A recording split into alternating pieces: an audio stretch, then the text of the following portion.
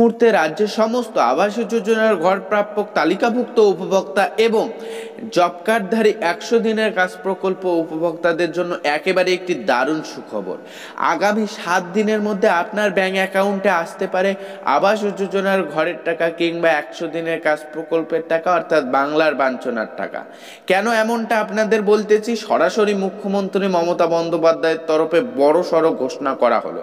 কি ঘোষণা করা হলো? মুখ্যমন্ত্রী মমতা বন্দ্যোপাধ্যায়ের তরফে কেন্দ্র সরকারকে হাতে গোনা সময় বেঁধে দেওয়া হলো 7 দিন। 7 দিনের মধ্যে টাকা দিতে হবে রাজ্যকে। কিসের টাকা? বাঞ্ছনার টাকা। আবাস যোজনার ঘরের টাকা, 100 দিনের কাজ প্রকল্পের টাকা, পাশাপাশি যে যে প্রকল্পে বাঞ্ছনা করা হচ্ছে সেই সমস্ত প্রকল্পের টাকা দিতে হবে। কেন এমনটা হুঁশিয়ারি দেওয়া হলো কেন্দ্রকে রাজ্য সরকারের তরফে? কবে তাহলে আপনাদের ব্যাংক অ্যাকাউন্টে টাকা আসতে চলেছে? কেন্দ্র রাজ্যের যে একটি যৌথ বৈঠক হলো, যৌথ বৈঠকের পর কি কি উত্তর আসলো? 7 দিনের মধ্যে আপনার ব্যাংক অ্যাকাউন্টে টাকা পাবেন, এ নিয়ে মুখ্যমন্ত্রী কি জানাচ্ছে, ডিটেলস আপডেট জানতে ভিডিওটি প্রথম থেকে শুরু করে শেষ পর্যন্ত দেখবেন। পাশাপাশি রিকোয়েস্ট করব, আপনি যদি আমাদের চ্যানেলে নতুন হয়ে থাকেন তাহলে অবশ্যই চ্যানেলটিকে সাবস্ক্রাইব করবেন, ভিডিওটিতে একটি লাইক প্রদান করে দেবেন। তো চলুন বন্ধুরা, বেশি কথা না বাড়িয়ে মূল আলোচনায় যাওয়া যায়। এই সংক্রান্ত আপডেটে লেখা রয়েছে, বাংলার বকেয়া আদায় কেন্দ্রকে চূড়ান্ত সময় বেঁধে দিলেন মুখ্যমন্ত্রী মমতা বন্দ্যোপাধ্যায়। ক্ষুব্ধ মুখ্যমন্ত্রীর স্পষ্ট কথা, বারবার কেন্দ্রের কাছে আবেদন করা হচ্ছে, বিভিন্ন পর্যায়ে বৈঠক করা হচ্ছে। অর্থাৎ গত কয়েকদিন আগে কেন্দ্র রাজ্যের উচ্চ পর্যায়ের সচিবদের নিয়ে একটি বৈঠক হয়েছে, কিন্তু বকেয়া বাঞ্ছনা চলছে। 7 দিন সময় দেওয়া হবে। এই সময়ের মধ্যে বকেয়া না মেটালে লাগাতার তীব্র আন্দোলনে নামবে তৃণমূল কংগ্রেস। শুক্রবার রাজভবন সাধারণতন্ত্র দিবসে চা চক্কর অনুষ্ঠানে দাঁড়িয়ে সাংবাদিকদের একথা ঘোষণা করেন মুখ্যমন্ত্রী।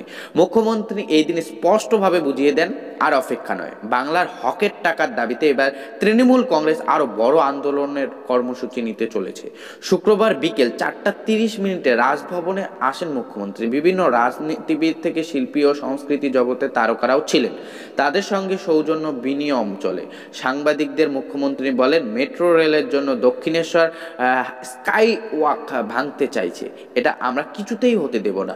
বহু কষ্ট করে, বহু অর্থ ব্যয় করে এবং রেলের সঙ্গে আলোচনা করেই স্কাই ওয়াক তৈরি হয়েছে। কোনো কারণেই রাজ্য সরকার এই অন্যায় দাবি মেনে নেবে না। ইতিমধ্যে বকেয়া নিয়ে রাজ্যের সঙ্গে কেন্দ্রের দফায় দফায় বৈঠক হয়েছে। কিছুদিন আগে রাজ্যের সচিবদের এক প্রতিনিধি দল দিল্লি যায়, কেন্দ্রীয় সরকারের প্রতিনিধিদের সঙ্গে বৈঠক করে। ছিলেন প্রধানমন্ত্রীর দপ্তরের সচিবরাও। রাজ্যের থেকে যে সমস্ত ব্যাখ্যা চাওয়া হয়েছিল তা কেন্দ্রকে জানানো হয়েছে। তা সত্ত্বেও কেন্দ্র বকেয়া টাকা ছাড়েনি। এই অবস্থায় দাঁড়িয়ে ক্ষুব্ধ মুখ্যমন্ত্রী চরম হুঁশিয়ারি দিলেন কেন্দ্রকে। 7 দিনের মধ্যে টাকা না দিলে এবার বৃহত্তর আন্দোলনের রূপরেখা কি হবে তা পরবর্তী সময় স্থির হবে। মুখ্যমন্ত্রী মমতা বন্দ্যোপাধ্যায় মাথায় আঘাত পরপর অনেকেই খোঁজ নিয়েছেন। মুখ্যমন্ত্রী জানিয়ে দেন, সোনিয়া গান্ধী মেসেজ করেছে, তিনি উত্তরেও দিয়েছেন।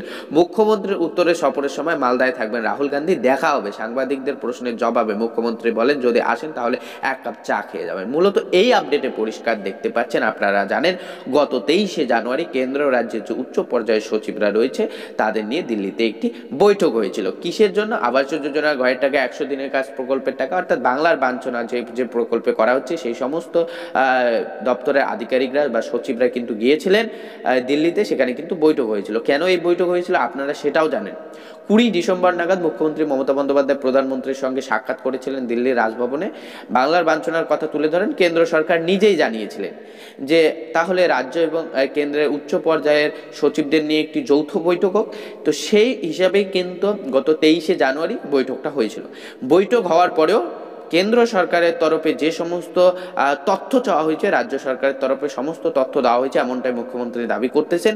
এবং সমস্ত তথ্য দেওয়ার পরেও এখনো পর্যন্ত কেন্দ্র সরকারের তরফে টাকা ছাড়া হয়নি। এ কারণে কেন্দ্র সরকারকে 7 দিনের সময় বেঁধে দিলেন মুখ্যমন্ত্রী মমতা বন্দ্যোপাধ্যায়। 7 দিনের মধ্যে আবাস যোজনার ঘরের টাকা, 100 দিনের কাজ প্রকল্পের টাকা, অর্থাৎ যে যে প্রকল্পে বাঞ্ছনা করা হচ্ছে সেই সমস্ত বাঞ্ছনা প্রকল্পের যদি টাকা না দেয় সেক্ষেত্রে বৃহত্তর আন্দোলনে নামবে। এটাই এই মুহূর্তে আপডেট পাওয়া গিয়েছে। আপডেটটি পাওয়ার সঙ্গে সঙ্গে কিন্তু আপনাদের সঙ্গে শেয়ার করলাম।